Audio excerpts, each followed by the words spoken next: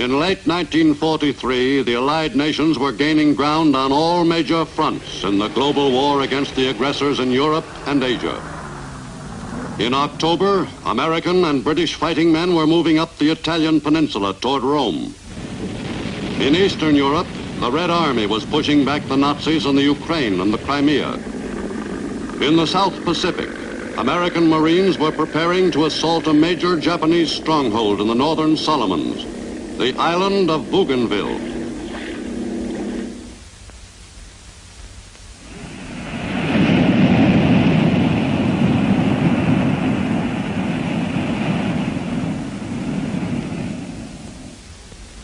In Washington in mid-1943, the chiefs of Allied fighting forces agreed that the offensive against the enemy in the South Pacific must be accelerated.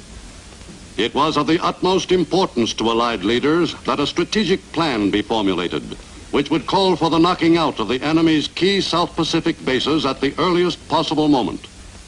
With Guadalcanal and the New Georgia Group in U.S. hands, the campaign up the Solomons ladder reached its final phase, the assault against Bougainville. At newly won bases in the central and southern Solomons, preparations were made for the operation against that Japanese island stronghold. First step in the campaign was the mounting of an air offensive of sufficient proportions to soften up the island for the invasion, and also to knock out other enemy airfields within fighter range of Bougainville. In the late summer of 1943, U.S. forces prepared to launch the attack against Japanese positions in the strategic northern Solomons, in the campaign which would give the U.S. control of the entire Solomons chain.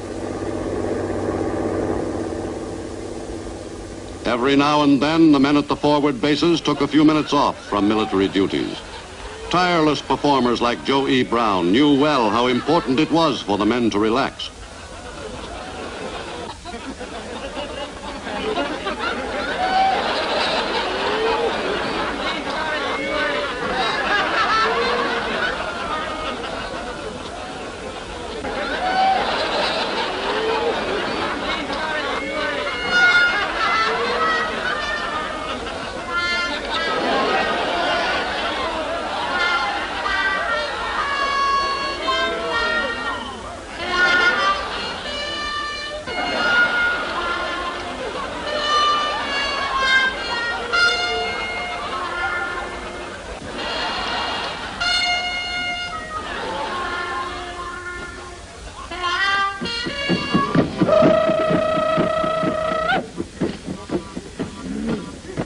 Even the big brass forgot about the war once in a while.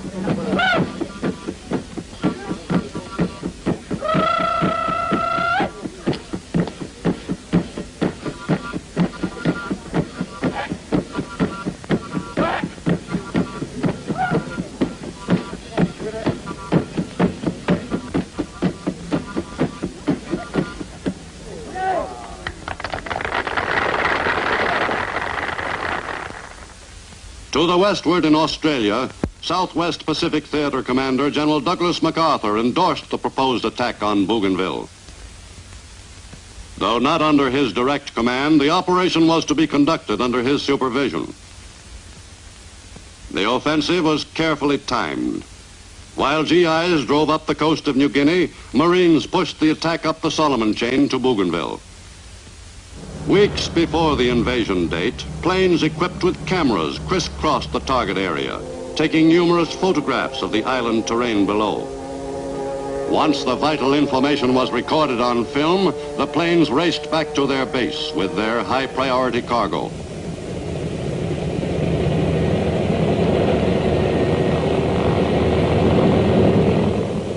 At the base, other members of the unit were waiting, ready to go to work on the film.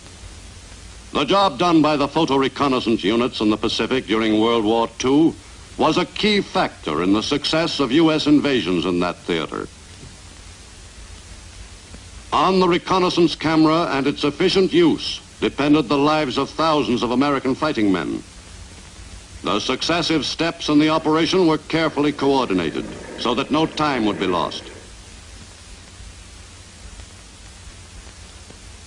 Less than an hour after the enemy territory had been photographed, the evidence was being developed at a forward U.S. base. The most recently prepared enemy installations were now relatively easy for U.S. intelligence officers to locate. Every square mile of the area under consideration was examined and re-examined by skilled photo interpreters, who spotted camouflaged gun positions which would prove of particular interest to Navy gun crews and bomber pilots. With their targets pinpointed, the pilots wasted no time in adding the finishing touches to the operation.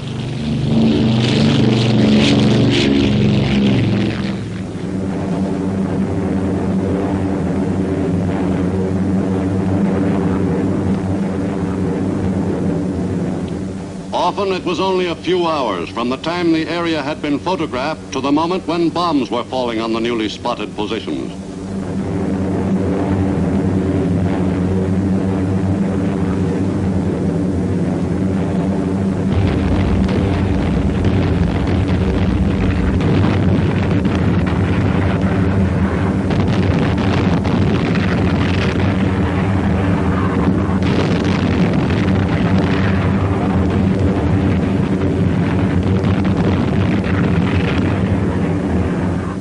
For several weeks, U.S. bombers gave Bougainville and the adjacent islands a thorough going-over, preparatory to the invasion.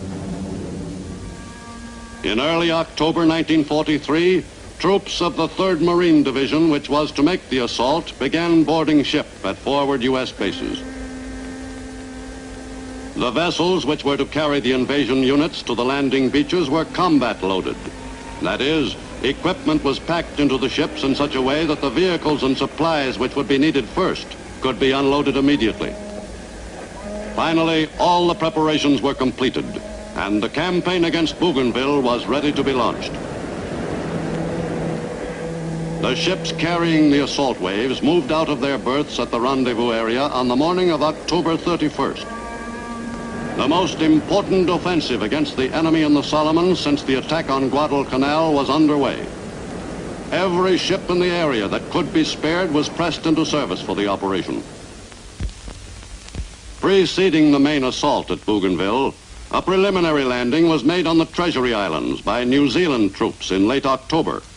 In addition, U.S. Marines made a landing on Choiseul to draw the enemy's attention to that island. Meanwhile, the main assault force moved toward Bougainville. On November 1st, the invasion fleet was in position offshore.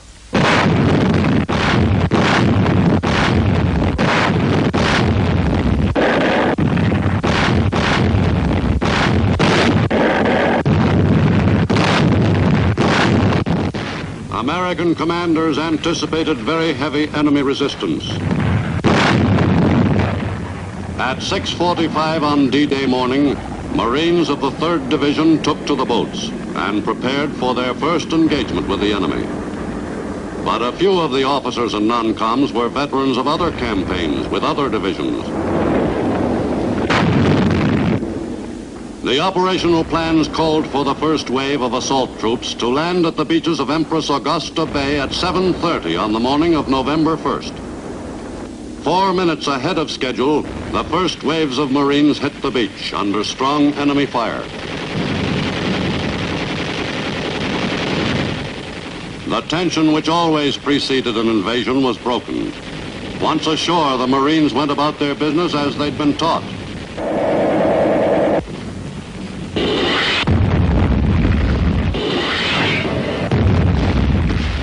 The battle for the beachhead was hotly contested.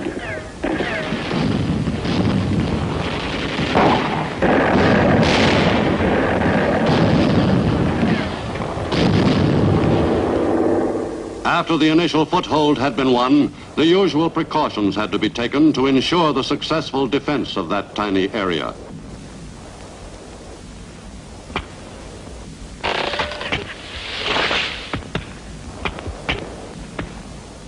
Any enemy counterattack would have to contend with a firmly entrenched beachhead force. But the invading troops were concerned not only with defense. The Marines subscribed to the theory that the best defense is a good offense and followed that course in the campaign on Bougainville. Until the enemy force at Cape Torokina was overcome, the battle was one of small groups. Marine emphasis on small unit training, especially in rifle squad and platoon tactics, paid off on Bougainville.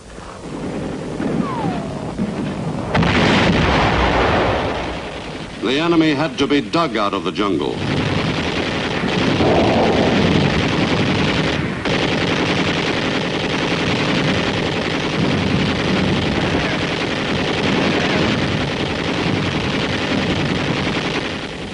The pattern for reducing enemy positions was growing steadily more efficient. The flamethrower enabled U.S. combat teams to achieve their objectives more rapidly, and thereby saved many American lives. The seizure of Cape Torokina was the key to success.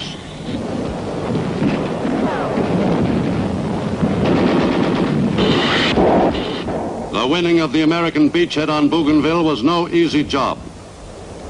The Marines of the 3rd Division who made the assault and the soldiers of the 37th Army Division who joined the battle on the 8th day suffered considerable casualties. But the strategy called for much more than a mere foothold along the beach. The drive inland to establish a perimeter of larger proportions was stepped up, and the Marines and soldiers seized every advantage to extend the American-held territory farther into the interior. The close integration of ground forces with tanks, functioning together smoothly, proved its effectiveness in gaining ground against the enemy.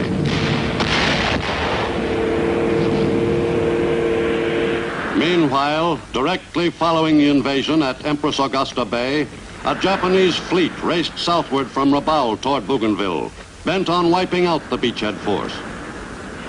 The Japanese fleet included 3 heavy cruisers, 1 light cruiser, and 6 destroyers. Originally, the enemy had planned to bring troop ships down for a counter-landing. But after the Japanese fleet had been spotted by Allied aircraft, the fast warships continued alone, intent on annihilating the American amphibious forces.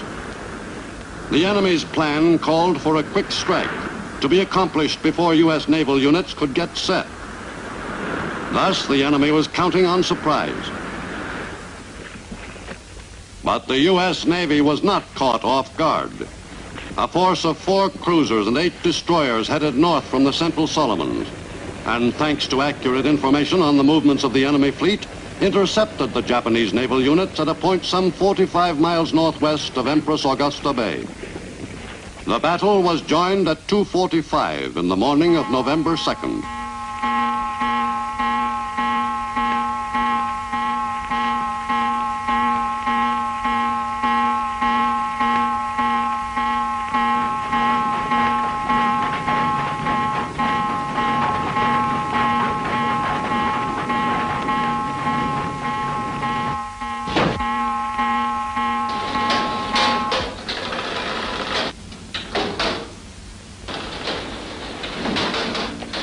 The head-on battle raged for 5.5 hours. American gunners were finding their targets with considerable success.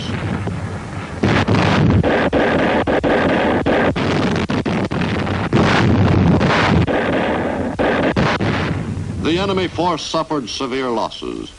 The naval battle of Empress Augusta Bay was an overwhelming U.S. victory.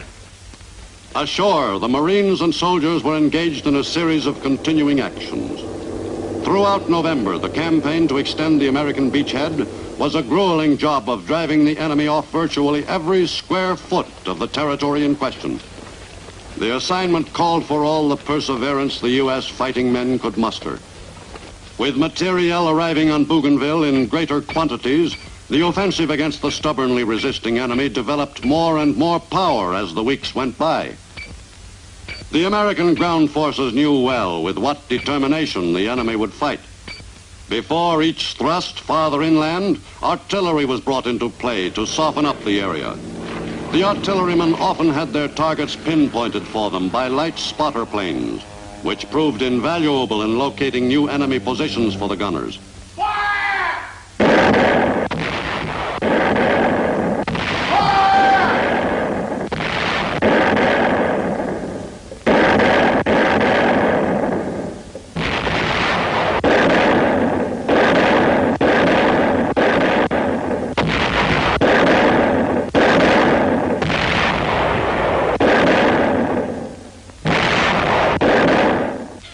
November 10th, Admiral Bull Halsey arrived on Bougainville and checked over the progress of the fighting with Marine General Roy Geiger, who had taken over as ground forces commander the day before. The Admiral, who as commander of the South Pacific area was in charge of the entire operation, seemed well satisfied with the course of the action in the fight for control of the last major enemy island in the Solomons. One group of Marines drove inland along the Piva Trail against mounting resistance. By mid-November, they had penetrated nearly 3 miles into the interior when they encountered an enemy ambush at Coconut Grove. The Marines attacked all along the line.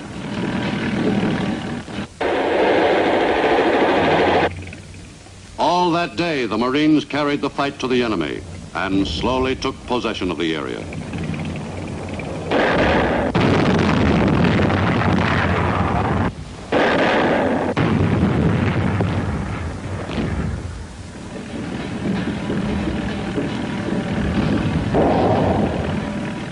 After the engagement at Coconut Grove, there was a general advance along the entire front.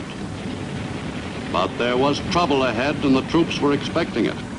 On November 15th, Marines gained more than 1,000 yards along the Numa Numa Trail, while at other points along the front, soldiers and Marines gained up to 1,500 yards in the day's advance.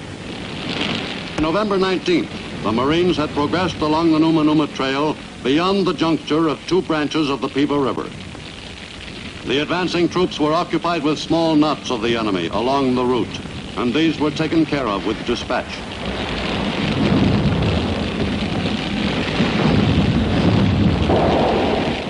Some 900 Japanese were killed during the first 3 weeks of the fight for Bougainville. But the men sensed that the big battle was just shaping up. That battle was fought at Piva Forks, beginning on November 19th. On that day, advanced Marine patrols ran into heavy enemy fire. The Battle of Piva Forks will live long in the memory of the men who fought there. Men like Marine Captain John Scott of South Bend, Indiana. Our battalion, the 3rd Battalion of the 3rd Marine Regiment, was on the left flank. Our objective was the high ground which the enemy commanded. To our battalion, the taking of that ground was the toughest part of the Bougainville campaign.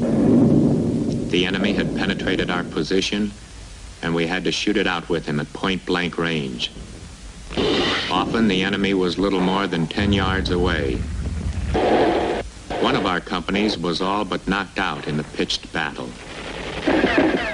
At Piva Forks, the 796 Marines of our battalion were opposed by some 4,000 enemy troops, giving them man for man about a 6-to-1 advantage. But we took the high ground and staved off a quick enemy counterattack. In the late afternoon of November 21st, after a day of very tough going, we had our objective, and we hung on to it.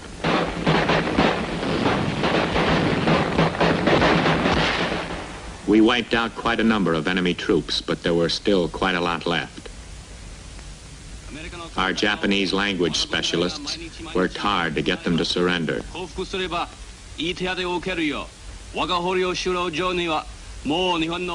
Taking prisoners was worth all the trouble it usually turned out to be. Most Japanese soldiers, of course, preferred not to give themselves up. They couldn't seem to believe that they wouldn't be tortured and shot. From time to time, our intelligence officers picked up some really valuable information, sometimes from the prisoners themselves, sometimes from documents which they carried with them. Strangely, many of the captured Japanese were quite willing to talk. Some volunteered information about their units in great detail. Naturally, these indications of the current positions and plans for immediate movement of their units were of great value to our commanders.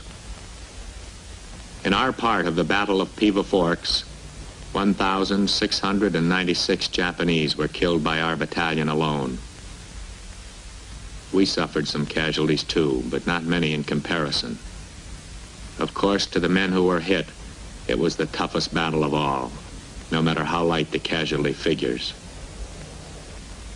In the 3rd Battalion, 3rd Marine Regiment, 107 men were wounded at Piva Forks, and 27 men in our battalion didn't make it.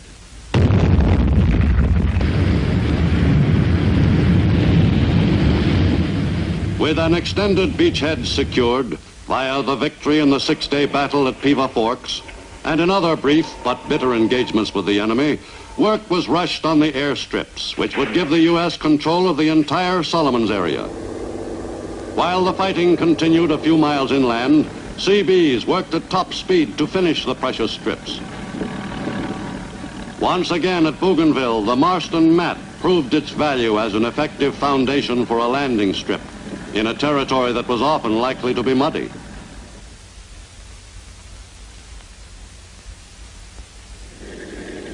Before long, the strip was in perfect operating condition, safe enough to enable the Air Force to bring in a precious cargo, the first batch of Army nurses, who in a matter of moments turned Bougainville from a hot, foul-smelling patch of ground into a pleasant, stimulating tropical island.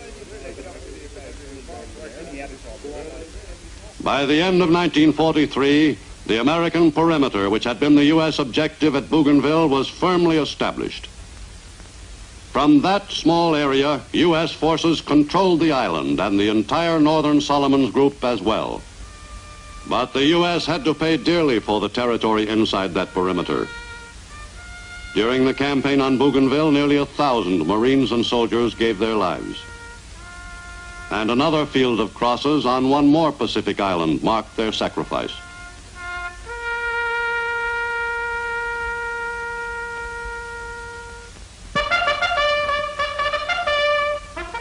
By December, the men who had been in the lines for weeks began to enjoy some of the little luxuries of life.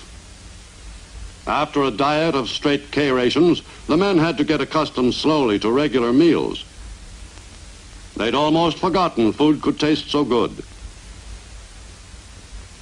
Less than a month after D-Day, the men on Bougainville had their own bakery, which turned out bread, rolls, and cake for thousands of hungry customers. In 1944, a sizable quantity of fruits and vegetables was raised right on the island to help provide a balanced diet for the men who were still putting in a good day's work guarding the perimeter.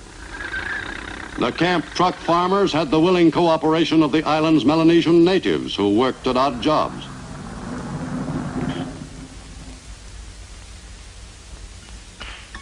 The Japanese soldiers who had been taken prisoner during the fighting felt a little more relaxed than they had at the time they passed into American hands.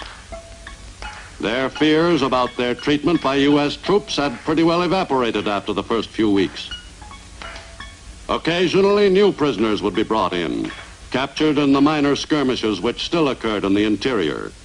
And some Japanese soldiers actually gave themselves up voluntarily. How is the condition of supplies of the Japanese forces at the present time? 君たちの食用やその他食べ物ですね。はい。その状況はどうですか。今のところはもう非常に困ってるですわな。Very scarce, sir. Would that be one of the reasons why you decided to come over to our side? Give yourself up. 食べ物があまりないから捕虜になる気になったんですか。いや、そうじゃないんです。自分はそれはどうですか。実際はもう分隊が空いたんですな。あんま長を使うて使うた挙句にもうそういうダマじゃからですな。He got tired of the Japanese army life. With the battle for Bougainville won, U.S. troops could really relax and enjoy the programs from Radio Tokyo, broadcast for their benefit. And hello to all my little American blockheads on Bougainville. Do my records remind you of home, of your wives and sweethearts? Lay down your arms and go home to them. Why should you fight this stupid war for the 4Fs who are taking your girls away from you? Right this moment, your sweetheart may be dancing with one of them, with the lights down low. Are you listening? The advance against the enemy below the equator was the left uppercut in the U.S. attack. In the Central Pacific, the Gilbert Islands marked the enemy's outer defense. In November 1943, the